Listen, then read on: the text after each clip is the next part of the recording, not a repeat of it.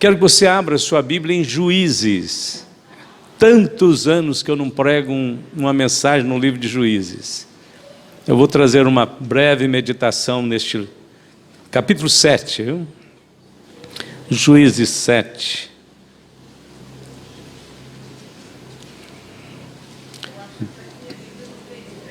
É perigoso não ter mais, né, irmã Luísa?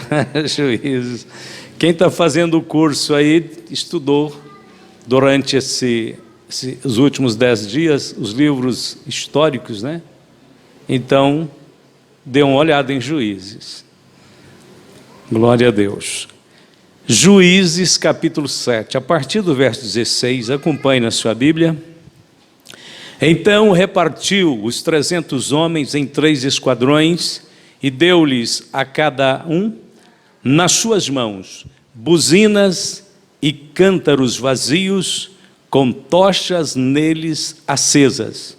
E disse-lhes: olhai para mim e fazei como eu fizer. E eis que, chegando eu ao extremo do arraial, será que, como eu fizer, assim fareis vós. Tocando eu e todos os que comigo estiverem a buzina, então também vós tocareis a buzina ao redor de todo o arraial e direis: pelo Senhor e Gideão. Chegou, pois, Gideão e os 100 homens que com ele iam ao extremo do arraial, ao princípio da vigília da meia-noite, havendo-se já posto os guardas, e tocaram as buzinas, e partiram os cântaros que tinham nas mãos.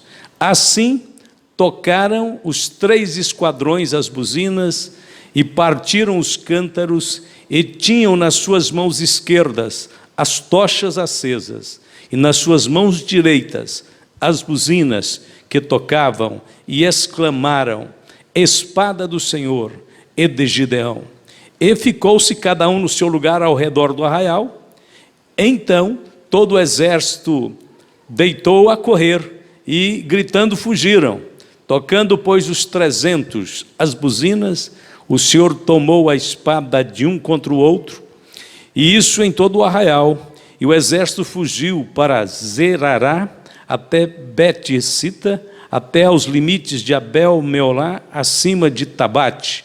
Então os homens de Israel e de Naftali, de Azer e de todo Manassés foram convocados e perseguiram os midianitas. Tema simples: deixa a tua luz brilhar. Vamos neste momento orar para que este tema ajude-nos em algum ponto da nossa vida. Querido Deus e Pai, no santo nome de Jesus, estamos todos na presença do Senhor para ouvir Tua palavra. Rogamos agora que haja um mover específico do Espírito Santo, através da palavra revelada, através de nossos lábios, através do ouvir de Teu povo. Abençoe aonde essa palavra chegar, não somente aqui, mas em qualquer lugar, em todos os recantos da terra. Tua palavra viva e poderosa é capaz, é eficaz para abençoar, para renovar, para salvar o homem da sua escuridão. Abençoe a todos em nome de Jesus. Amém. Glória a Deus. Deixe a sua luz brilhar. Uma das maiores batalhas da história de Israel foi ganha com tochas acesas. Isso aconteceu no período dos juízes, quando os midianitas começaram a oprimir Israel. O povo midianita era um povo cananeu perigoso, maldoso, perverso, e eles aprenderam a oprimir Israel. Até porque Israel muitas vezes saía fora dos caminhos do Senhor, algumas vezes ficavam negligentes, então davam um lugar para que inimigos ganhassem terreno dentro da nação de Israel, no meio do povo de Israel. E este tempo foi exatamente um tempo de grande opressão. Nesse período, Deus escolheu uma pessoa completamente improvável para libertar Israel. Gideão, filho de Joás, não tinha armas de guerra e nenhum exército treinado. Ele estava escondido no lagar de seu pai, quando o anjo do Senhor o encontrou e se aproximou dele. Depois de expressar as suas dúvidas, Gideão reconheceu que Deus o chamava e convocou as tribos de Israel para se unirem a ele na batalha contra os midianitas.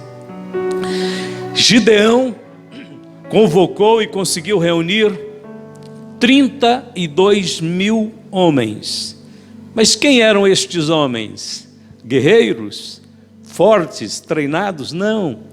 32 mil criadores de cabra, fazendeiros, agricultores, plantadores de cevada, de trigo.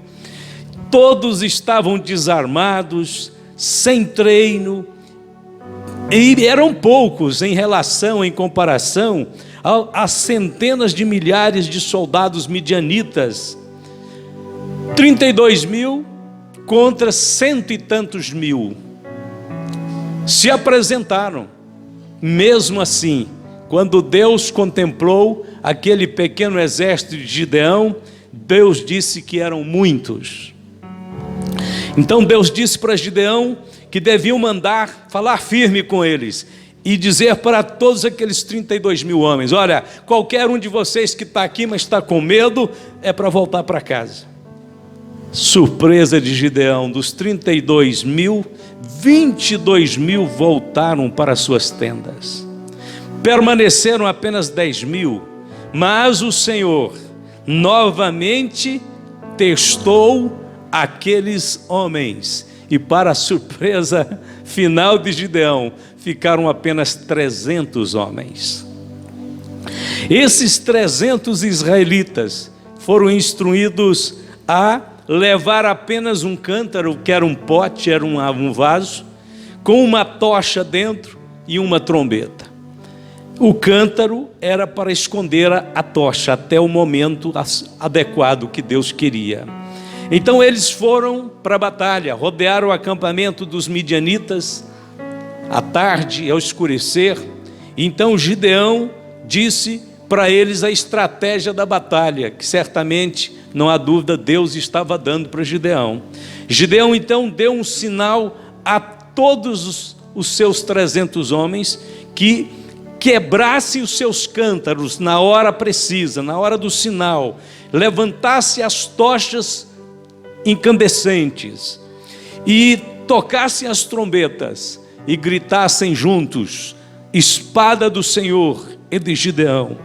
Então, ao fazerem isto, isso de fato foi levado à frente, o projeto. Ao fazerem isto, a Bíblia diz que os inimigos começaram a matar-se uns aos outros, misteriosamente, milagrosamente, sem Israel pegar na espada. Eles começaram a se confundir. Houve um espírito de confusão entre os inimigos de Israel, e eles começaram a se autodestruírem-se e a fugir para salvar as suas vidas. Naquele dia, mais de 120 mil soldados midianitas ficaram prostrados, mortos pelo chão, e o povo de Israel foi liberto daquela opressão. Desta forma, simples assim, milagrosamente, intervenção sobrenatural de Deus, e foi isso que aconteceu. Agora vem as lições, agora vem o que nós podemos aprender. Número 1, nós entendemos nessa passagem que a vitória de Gideão estava exatamente em seguir as diretrizes de Deus. Deus tinha colocado a ênfase, principalmente, havia 3 elementos, mas um principal, que era as tochas de fogo que tinham que ser levantadas naquela noite escura, em que os inimigos poderiam botar terror e acabar com Israel em poucos minutos. Então Deus disse: vocês vão quebrar o cântaro, tirar a tocha e levantá-la bem alto. De alguma maneira misteriosa, Deus usaria o resplandecer daquela luz sobre aquela escuridão para fazer os inimigos de Israel entrarem numa confusão total. Número 1, então, o Senhor nos deu a sua luz, como também tinha os soldados de Gideão, uma tocha, uma luz. O Senhor nos deu a sua luz, e essa luz que Deus nos deu deve ser levantada diante do mundo. Há inimigos diante do seu caminho, há oposições diante de você, há obstáculos diante dos teus pés. Este mundo é como uma estrada que está cheia de névoa, de escuridão. Muitas vezes você não sabe para onde seguir, qual é a próxima decisão, qual é a próxima situação. Então o Senhor te dá uma luz, o Senhor nos entrega uma luz, e Ele diz o seguinte: levante essa luz, faz ela brilhar, põe ela para iluminar este mundo. De alguma maneira, a sua grande missão é você proclamar aquilo que Deus tem falado ao seu coração, aquilo que Deus tem entregue pela palavra dEle, a revelação que Ele tem dado a você. Não importa se você não está sendo tão bem, despontando tão bem na vida econômica, ou mesmo num trabalho, numa profissão, você não é o melhor naquilo.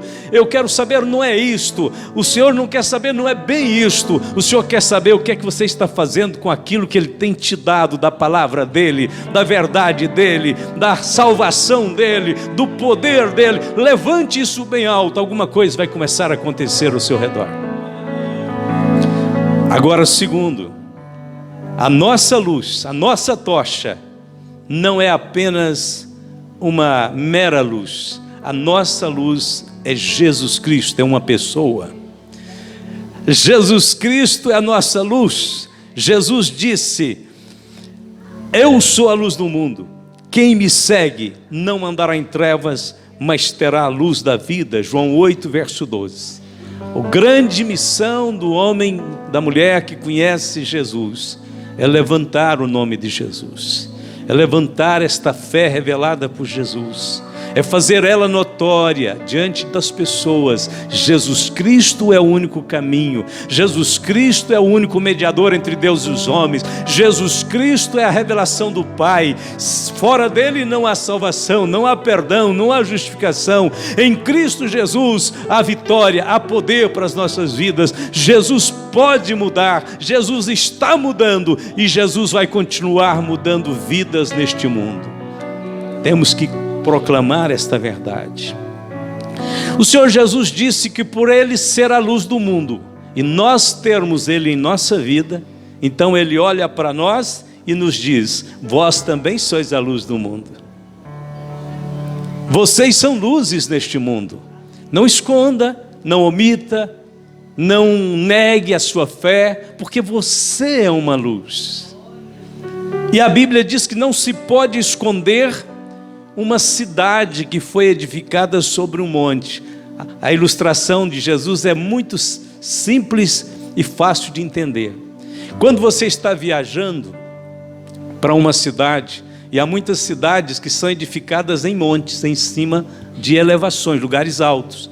Jesus disse que é impossível esconder uma cidade que foi edificada num lugar alto.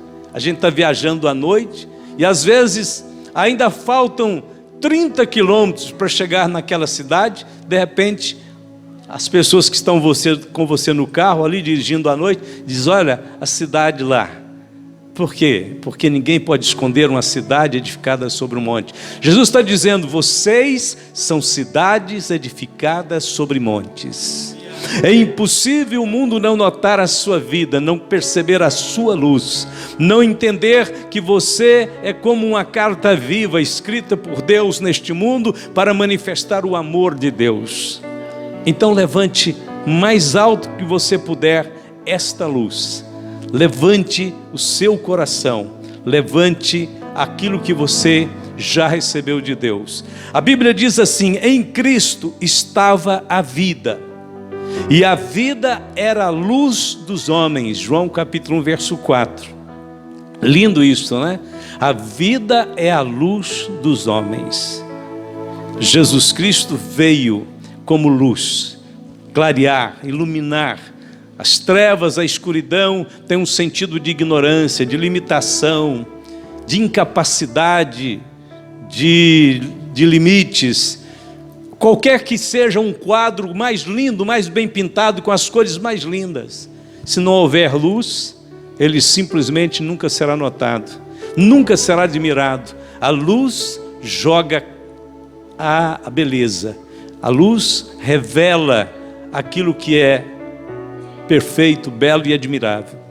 Segundo, ou melhor, terceiro, podemos dizer, nós devemos, nessa batalha, nessa caminhada nossa de fé, deitar fora o cântaro, porque é o cântaro que esconde a tocha. Ele só serviu momentaneamente, até que Gideão desse a ordem. A vitória realmente acontece quando o cântaro é quebrado, jogado fora, e a tocha é levantada. O Senhor Jesus disse o seguinte: não se acende a candeia e se coloca debaixo do alqueire, mas no velador, e dá luz a todos que estão na casa. Naquele tempo não havia luz elétrica, havia candeias movidas pelo azeite de oliva. Então não se pegava uma candeia e colocava debaixo. O que é esse alqueire? Alqueire é uma espécie de cesta, uma cesta que servia para medir coisas. E ele disse: ninguém pega a candeia, acende ela e pega aquela cesta e tampa ela com a cesta. Não se coloca a candeia debaixo do alqueire, mas no velador. O que era o velador? O velador era um suporte que tinha nas paredes, ficava alto, então se acendia a candeia e levantava ela e colocava ali para alumiar a casa para todos. Será que isso quer dizer alguma coisa? Sim. O alqueire, instrumento de comércio, instrumento da vida secular, não pode abafar a sua vida espiritual. A gente tem que conciliar as obrigações do trabalho, dos nossos deveres diários com a nossa fé. Ninguém pode sacrificar uma coisa em benefício da outra. Você não pode sacrificar a sua comunhão com Deus ir para o trabalho, ir para as obrigações que são normais, mas usar isso e dizer: já não posso mais ir à igreja, já não posso mais servir a Deus. Não, você não pode deixar que a sua luz fique tampada pelo alqueire, obrigações seculares. Nós teremos que sermos cuidadosos com as obrigações seculares, sem permitir que a nossa luz fique tampada por essas obrigações. Por isso alguém disse o seguinte: nós não vamos para a escola para estudar, nós vamos para a escola para evangelizar, e enquanto evangelizamos a gente estuda. A gente não vai para o trabalho para trabalhar, nós vamos para o trabalho para testificar de Deus. Enquanto testificamos de Deus, nós trabalhamos. Ou seja, primeiro é a glória do Senhor, primeiro é a luz brilhando em todo lugar, primeiro é Jesus levantado bem alto, bem na frente de todos que estão ao nosso redor. Quarto, quando a luz brilha, o medo vai embora. Os 300 de Gideão estavam morrendo de medo, com certeza. Não precisa nem de ser muito capaz de interpretar a Bíblia para entender isso. Irmãos, primeiro, foram 22 mil homens, já era desigual totalmente a guerra, porque do outro lado tinha 132 mil soldados, só ia 22. Deus disse: é muito. Caiu para 10 mil. Aí que ficou desigual mesmo. Deus disse: ainda é muito. Caiu para 300. Aí aonde nós olhamos para Deus e ficamos admirados, ou seja, Deus pode usar as coisas pequenas para confundir as grandes. Deus pode pegar as coisas fracas para confundir as fortes. Deus pode e faz isso para que a glória e o poder seja devidamente dado a Ele, a glória e o poder reconhecidas como dele, porque aí todo mundo sabe: não foi Gideão, não foi o soldado de Gideão, foi o Senhor. Uma certa época em que eu estava precisando muito de trabalhar, já tinha algum tempo que eu não conseguia um trabalho efetivo. E quando chegou o dia de eu fazer o teste deste trabalho, para esse trabalho, eu tinha uma promessa de um irmão que trabalhava dentro daquela agência bancária que eu queria entrar para trabalhar ali. Ele disse: eu vou te dar umas dicas, de adiantar algumas coisas do que possivelmente vai cair no teste. Então você chega mais cedo no dia, porque não tem como eu te passar nenhuma orientação fora do dia. Mas você chega um pouco mais cedo, eu te dou umas dicas, vai ajudar você um pouco. Aí eu almocei um pouco tarde, mas me lembrei, eu tinha que estar na agência bancária em torno de 4 horas da tarde. Era a hora que o expediente público terminava, aí eles iam fazer um teste com um grupo de jovens que estavam todos querendo aquelas vagas. Só tinha 2 vagas, só 2 vagas, e tinha muito concorrente. E eu orando a Deus: Senhor, me abençoe, me ajude, né? Aí naquele dia então, após o almoço, eu falei: bom, ainda está cedo ainda. Eu tinha um relógio, esse relógio nunca tinha parado na vida. Ele trabalhava noite e dia, ele era automático, e eu olhei, está muito cedo. Aí lembrei: sabe de uma coisa? Tinha uma oração na casa de um irmão, um quarteirão abaixo da minha casa. Era na casa da mãe da pastora Irene. E eu disse: eu vou lá orar hoje, na casa da irmã Bonina, porque depois eu vou para o banco, vai dar tempo. E eu não sei o que aconteceu nessa oração, que ela se prolongou e eu não percebi. E eu olhava no relógio, era 2 e pouquinho só da tarde. Falei: ainda está cedo. Eu olhava, mas 2 e pouquinho, ainda está cedo. Até que uns irmãos, a oração aconteceu, nós buscamos a Deus, a irmã orou por nós, todo mundo estava feliz. Mas como eu achava assim, está sendo, eu fiquei conversando lá com o pai dela, com outros irmãos que ainda ficaram para trás. E aí, numa hora lá, eu disse: irmãos, eu acho que eu tenho que ir embora, porque embora está cedo, mas eu tenho um concurso que eu tenho que fazer agora às 4 horas. O irmão disse: não está muito cedo não, irmão Elcio, porque se for às 4, já está dando 4h10 aqui. Eu falei: mas que meu relógio parou. Aí que eu percebi, um relógio que nunca tinha parado, parou naquele dia. Eu disse: mesmo, irmão, eu não posso perder esse teste. Já é isso? Ele irmão, passou o tempo, a gente começou a orar que era 2 horas, né? Já são 4. E eu saí no pique mesmo. Eu não me lembro, acho que eu tinha uma bicicleta, alguma coisa. Sei que eu desci rapidamente lá para a agência bancária, não ficava longe de casa. Eu morava no setor Coimbra, a agência bancária na Avenida 24 de Outubro, e eu desci para lá, entrei pelo estacionamento, deixei minha bicicleta lá, e entrei e disse: eu sou candidato aqui para fazer o teste. Alguém disse: anda depressa, porque já está começando a distribuir os testes. Eu falei: cadê o irmão que ia me dar a dica, gente? Não dava mais tempo nem de encontrar o irmão. Mal deu para mim entrar, sentar, e o teste foi jogado em cima da mesa. E eu orei a Deus: Jesus, agora só o Senhor, não tem mais ninguém para me ajudar. O irmão que ia me ajudar, não sei o que foi feito dele, não dá tempo mais. É o Senhor. Irmão, resumindo a história, eu fiz o teste. Eram 2 testes. Eu fiz no primeiro naquele dia, e quando terminou, entregamos as provas, aquele tanto de rapazes, jovens. E o gerente, o coordenador daquele concurso, disse: olha, amanhã vem de manhã, porque se não passou nesse, já fica fora do segundo teste. E eu fiz o teste, orei, pedi a misericórdia de Deus e voltei para cá. No dia cedo fui na agência bancária, disse: eu queria saber sobre o teste, meu nome é Elcio e tal. Eles: o senhor foi aprovado, pode vir agora, hoje à tarde, de novo para o segundo teste. Foi bem colocado, inclusive. Foi graças a Deus. Então voltei para o segundo teste, sem dica de ninguém, só confiando no Senhor. Fiz o segundo teste, ele diz: amanhã, resultado final, todos passam por aqui. No primeiro teste já tinha reduzido para menos da metade a turma. Era 2 vagas. Aí no segundo teste eu volto no outro dia, vou procurar o coordenador do teste. Ele: já temos resultado, sim. Vou olhar aqui, seu nome, Elcio. Olhou. Diz: parabéns, só tinha 2 vagas, você foi o primeiro colocado. Eu disse: como assim? Ele disse: seu teste foi bom demais, bem feito demais, parabéns, o senhor já está empregado. Eu disse: glória a Deus. Mas Deus tirou até vamos dizer assim, um recurso que eu achava que eu ia ter humano. Tirou, eliminou, fez o meu relógio parar, eu joguei fora. E fiquei empregado, graças a Deus. Eu só saí deste banco quando eu fui para o seminário. Eu fiquei lá 3 anos e depois fui para o seminário e estou na obra até agora, até hoje.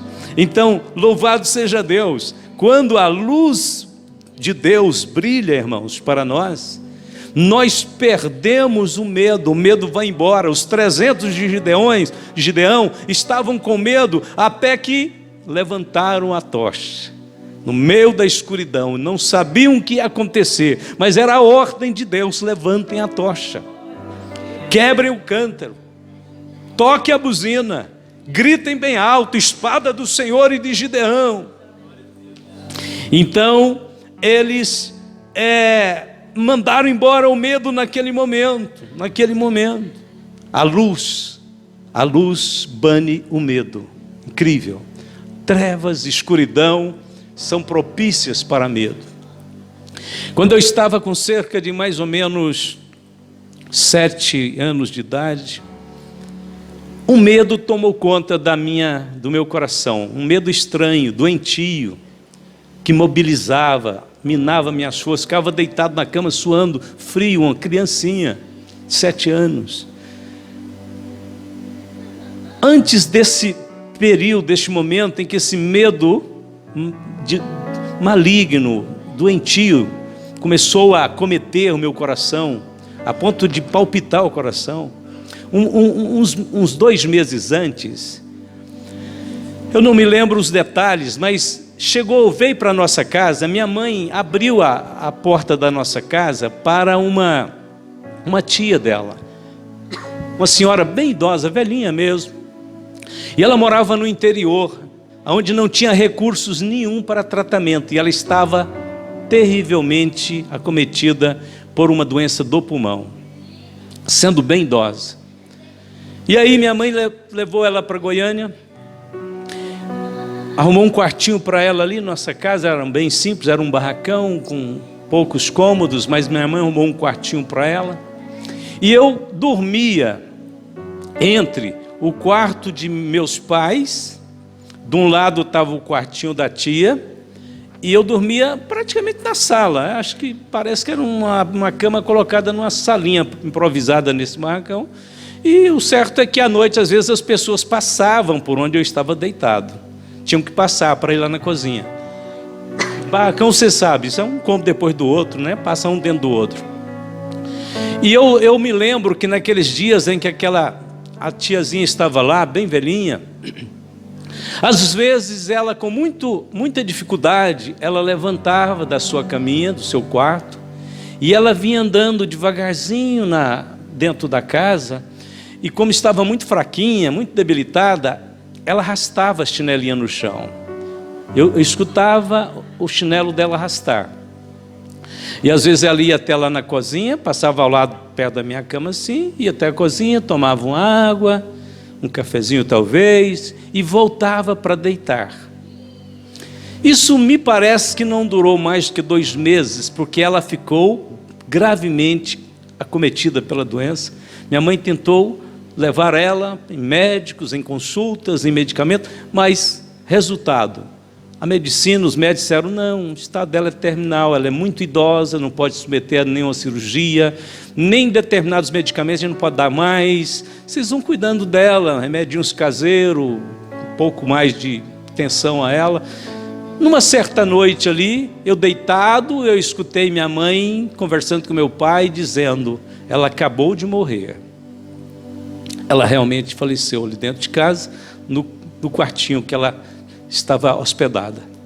Meu pai, no outro dia, eu não me lembro, naquela época não precisava desse formalismo de funerária, de muita coisa. Eu me lembro que eles prepararam o corpo de uma maneira decente, mas meu pai levou o corpo dela para o interior de volta, para os familiares dela sepultarem.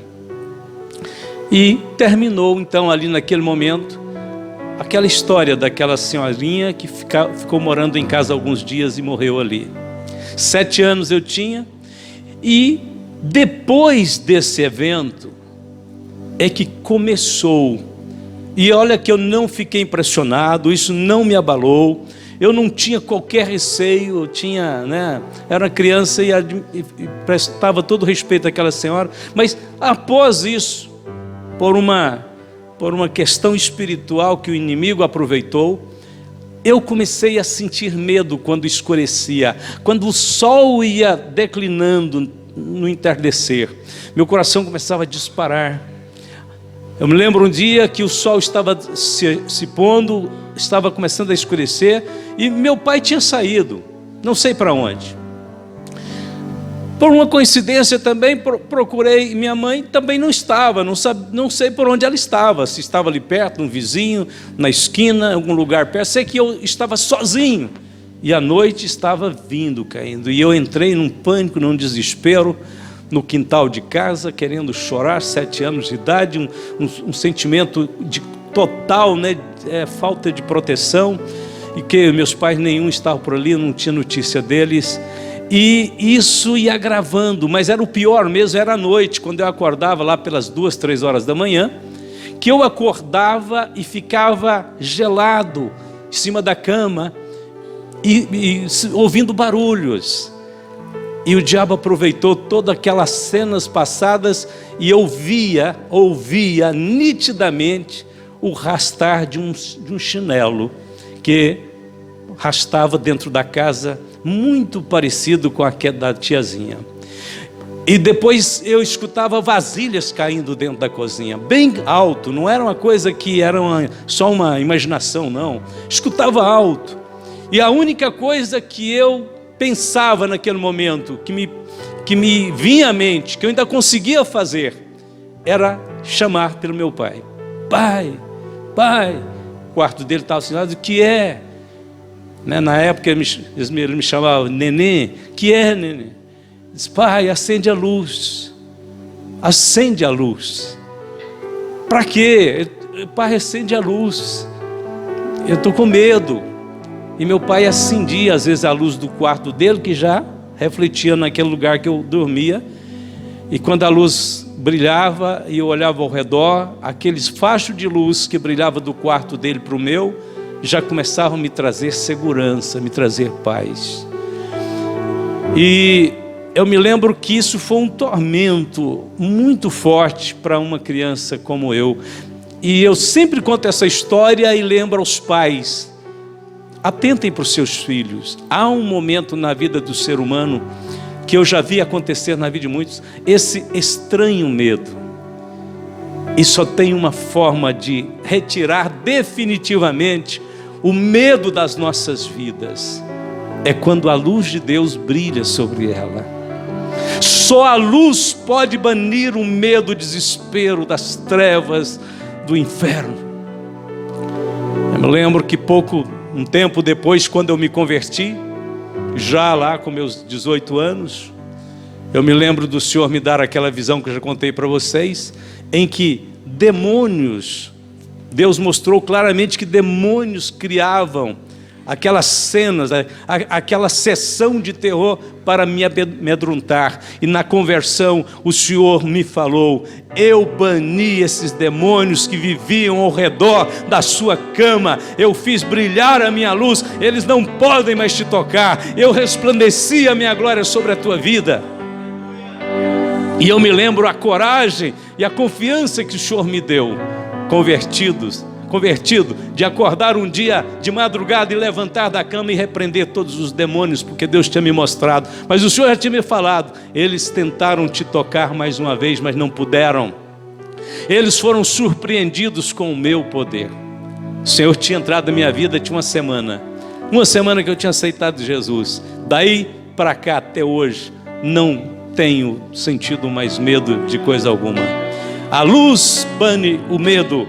A luz manda fora, manda embora todo medo. Até porque a luz, o príncipe das trevas do mal, não pode suportar a luz do Senhor Jesus Cristo. Esta luz brilha muito forte. Essa luz é muito viva, é muito poderosa.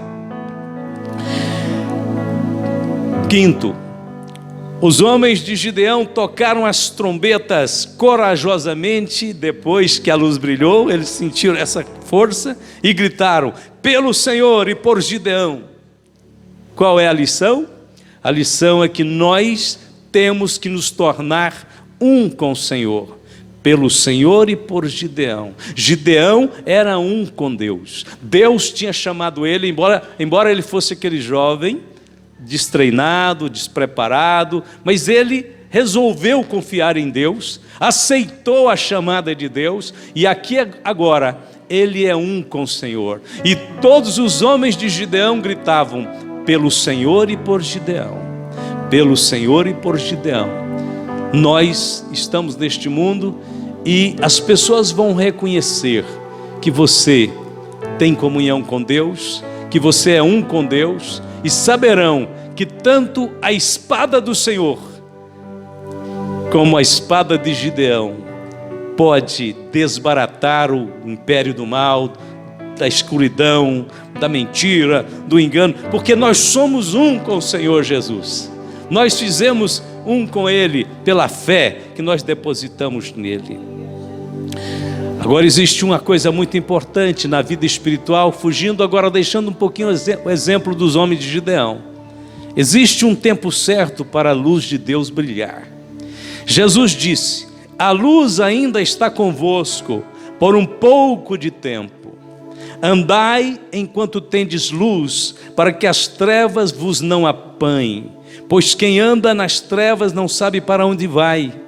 Enquanto tendes luz, crede na luz, para que sejais filhos da luz. Essas coisas disse Jesus, retirando-se, escondeu-se dele. Haverá um tempo que essa luz que brilha de Deus na terra, que veio através de Jesus Cristo, ela vai deixar de brilhar. Ela vai ser retirada deste mundo. Se este mundo agora já encontra sobre nuvens escuras, imagine quando a mensagem do Evangelho for retirada. Imagine quando a igreja for retirada, porque quando for retirada a igreja, a palavra de Deus, o Espírito de Deus também vai recuar da sua ação sobre este mundo. Você fala: mas vem isso sobre o mundo, pastor? A Bíblia diz que haverá trevas sobre o mundo. Joel profetizou: o sol se converterá em trevas e a luz em sangue, antes que venha o grande e terrível dia do Senhor. Joel 2:31. Então meu apelo agora para chegar ao final dessa palavra é: não deixe que os tempos turbulentos apaguem a sua luz.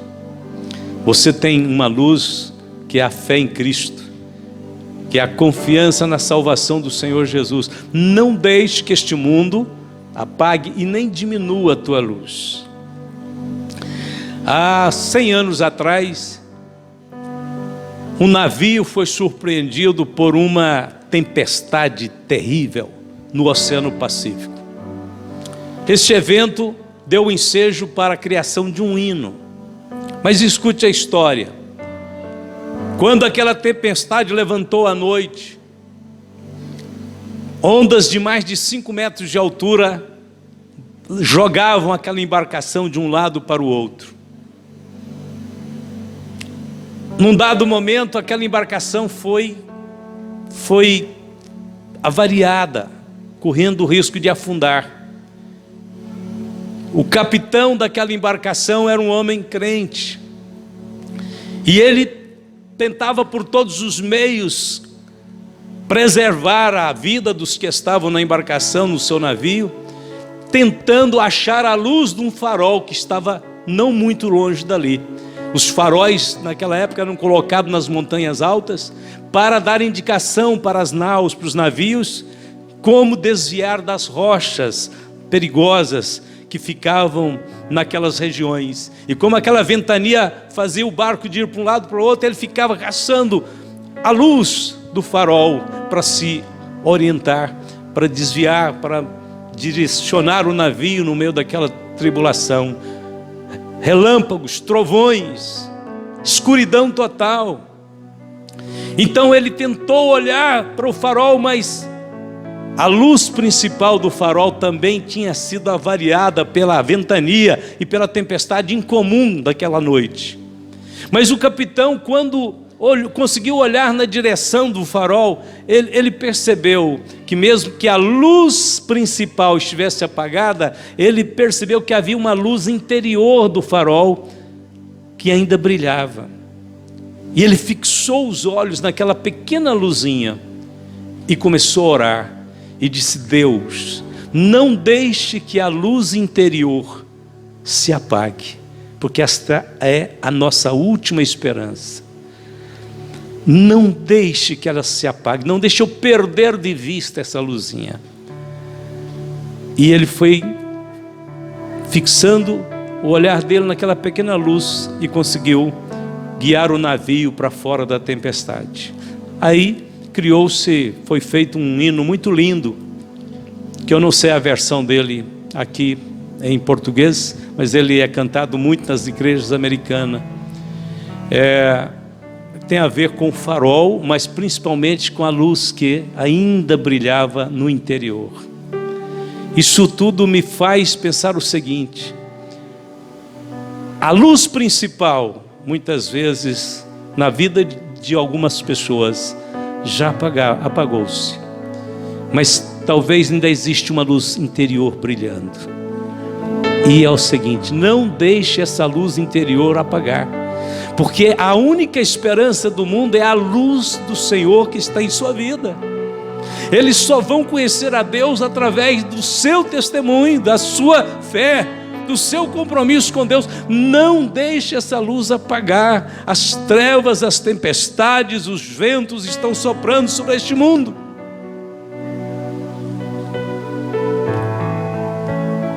A luz interior ainda não se apagou, graças a Deus. Graças a Deus que você, com todas as tribulações, ainda está aqui hoje para dizer: eu creio em Ti, Senhor Jesus. Com todos os reveses, você ainda está aqui dizendo: Senhor, com pouca força que eu tenho, mas estou aqui para dizer: eu sou crente, eu tenho temor, eu quero ir para o céu. Eu não quero este mundo, eu não quero o pecado, eu quero a sua palavra, eu quero o seu amor, eu quero a sua verdade. A luz não se apagou. Nos dias do grande profeta Samuel, aliás, ele era bem pequeno nessa época, era uma criança. Nos dias de Eli, o sacerdote que ficou cego e apartou de Deus, a Bíblia diz que naqueles dias a palavra de Deus era de muita valia e não havia mais visão manifesta, e a lâmpada do Senhor se apagava no templo do Senhor. Foi exatamente nesse período crítico da história de Israel que Deus levantou Samuel e começou a falar com ele, uma criança. E Deus começou a acender uma luz nova em Israel através da vida de Samuel.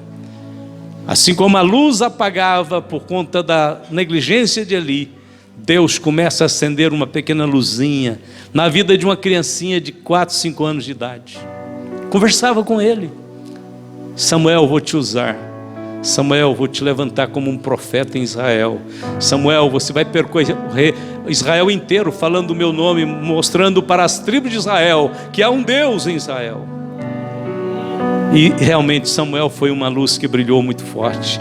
Antes que a lâmpada de Deus se apague, o Senhor certamente virá com a sua providência e fará com que aquela luz interior que está tão fraquinha reacenda, fique mais forte, levante-se e seja realmente reativada e renovada na sua vida. O que é que preciso fazer, pastor? Somente uma coisa: confia em Deus. Deus está dizendo: confia em mim, confie em mim, e a sua luz não apagará. Confia em mim, e as ventanias e as tempestades vão passar, mas a luz interior vai continuar brilhando. Isso é tudo que Deus pede para você: confia em mim. Irmãos, Deus não precisa de quase nada da nossa parte, mas se é uma coisa que Deus não dispensa para fazer cumprir a sua palavra a nosso favor, é que nós não deixemos de confiar nele. Custe o que custar, confie em Deus todos os dias da sua vida.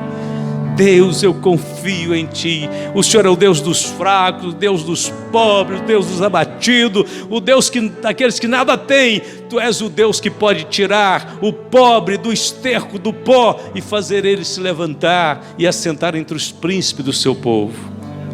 A luz interior, a sua luz interior, não depende de mais nada, não depende de mais nada, senão de uma coisa só: você precisa de ter uma ligação direta com Deus. As lâmpadas estão ligadas numa rede de energia, elas só precisam disso para estar brilhando. Nós só precisamos estar confiando no Senhor, ligados ao Senhor, presos ao Senhor, dizendo: Senhor meu Deus, o Senhor é minha luz, a minha força, de quem temerei? Ainda que os malvados adversários se levantem contra mim, em Ti confiarei, Senhor. Ainda que um exército me cercasse, nele confiarei. Uma coisa pedi ao Senhor e a buscarei, que eu possa habitar na casa do Senhor todos os dias da minha vida. Glória a Deus. Vamos ficar de pé nesse instante. Glória a Jesus, aleluia. Queridos, lá fora pode existir uma escuridão, pode haver uma escuridão, mas aqui dentro não. Aqui dentro não. Coloque a sua mão assim no seu peito e diga: aqui dentro não. Aqui dentro não. Glória a Deus. O Senhor sabe, isso é uma grande oração. Aqui dentro não, Senhor. Aqui dentro é a Tua luz, ainda que ela ficou fraquinha, mas ela vai reacender. Aqui dentro não, trevas não, escuridão não, só a presença de Jesus, a força de Deus na minha vida. Aqui dentro não. Oh, que glória. Vejo o Espírito de Deus aqui hoje. Eu vejo o Senhor reacendendo alguma coisa na vida de alguns irmãos. Algo forte, grandioso. Você foi chamado, escolhido para se levantar, brilhar, levantar a luz do Senhor, deixar que esse mundo saiba que você é de Deus. Aqui dentro não. Lá fora pode haver trevas, mas aqui dentro não. Nós vamos falar com Deus. Nós vamos entregar o nosso barco ao Senhor. O farol vai reacender, a luz continuará forte. Quantos nessa noite querem vir oferecer tudo o que você tem e é para Deus? Quantos aqui querem dizer: Senhor, aqui está, minha luz precisa ficar forte, e o Senhor é a luz do mundo? Aleluia. Jesus disse: quem me segue não andará em trevas, mas terá a luz da vida. Se andarmos na luz, como Ele na luz está, temos comunhão com os outros, e o sangue de Jesus Cristo, seu Filho, nos purifica de todo pecado. Venha, sai do seu lugar. Vamos aproveitar esse tempo final, uma oração de fé, de amor, de contrição. Lembre-se, o Senhor não está contra você, o Senhor está a teu favor, o Senhor está ao teu lado, o Senhor peleja por você. Gideão tinha Deus com ele, embora era um rapaz cheio de dúvidas, confuso, fraco, mas Gideão confiou e Deus pelejou por ele. Levante a sua tocha hoje mesmo. Lembre-se, os midianitas não podem suportar a luz do Senhor na sua vida. Os midianitas no mundo de hoje são demônios, espíritos maus, perversos, que querem ver você no chão, mas Deus quer ver você de pé, forte, renovado no Espírito. Vamos orar, vamos pedir hoje que os irmãos façam uma imposição assim, cheia de fé, rápida, cheia de fé. Não precisa de uma oração prolongada. Vou pedir os obreiros, vocês são uma bênção na mão de Deus nesse momento. Nesse momento eu sei que Deus usa a imposição de mãos para transmitir a unção, a virtude de Deus. Vamos orar. Vamos orar. Querido Pai Celestial, unge esses obreiros, unge, Senhor, no toque das suas mãos, que o milagre se manifeste, o poder, a vida plena do Senhor se manifeste, a luz preciosa do Senhor se revele para a vida deste irmão, dessa irmã, que esta bênção agora chegue até a estes irmãos, que o poder de Deus agora toque cada coração, em nome de Jesus. Vai caindo por terra todos os planos nefastos do maligno, possa cair por terra agora todo o engano, Senhor, dos demônios, dos espíritos perturbadores, que agora, Senhor Deus, possa fluir do teu trono a luz preciosa da sua presença, sarando, restaurando, fortalecendo, ungindo, trazendo, Senhor, força e vigor espiritual para a vida de teus filhos, Pai. Em nome de Jesus, nós estamos clamando, Pai, para a renovação espiritual, para a presença do Espírito Santo na vida de cada pessoa. Em nome de Jesus, vai tocando, administrando a tua bênção, Senhor. Em nome de Jesus, que haja agora o fluir da preciosa presença de Deus, a paz que excede todo o entendimento, possa entrar no coração e na mente, possa sarar as feridas, possa curar a alma, curar, Senhor, a mente, possa dar o descanso, possa tirar, Senhor, a aflição, a ansiedade, o medo, em nome do Senhor Jesus. Glorificamos o teu nome, exaltamos, Jesus, adoramos a tua presença.